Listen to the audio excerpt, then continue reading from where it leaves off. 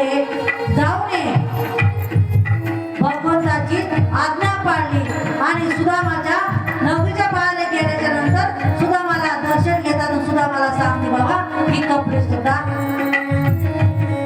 तो सुदाम काय म्हणते मेरा कहे प्रभु गिरधर नागर, मेरा कहे प्रभु गिरधर नागर, होईल सुदामा तुझे सोन्याचे घर, होईल सुदामा तुझे सोन्याचे घर, राहील जगामधी मान सुदामा तुला हसले रे भगवान, हसले रे भगवान, सुदामा तुला हसले रे भगवान।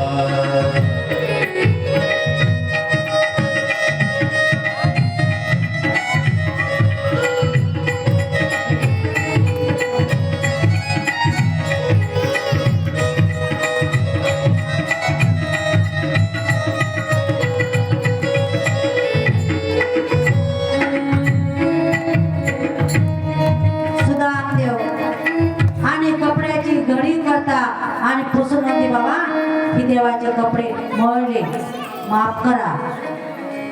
आणि सुदाम आपल्या सुदामपुरीला येतात। सुदामपुरीला आल्याच्या नंतर पूर्ण सुवर्णाची वळकाल येऊन नाही राहिलं की कोणाची नगरी आहे। बाजूलाच विचारते की कोणाची नगरी आहे, मी बोललो की काय?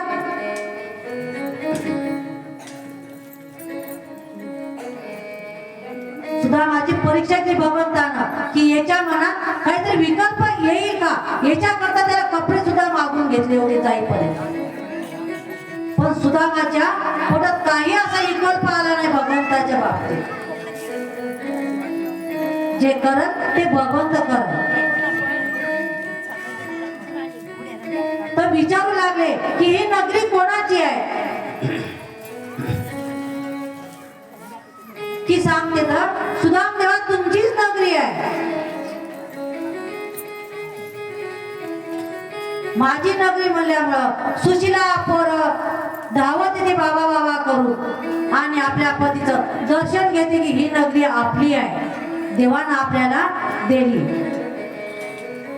विश्वकर्मा ज्यावेळेस तुम्ही मथुरेला गेले तो विश्वकर्मा दुसऱ्या दिवशी आले आणि आपली नगरीचा पाठ केला।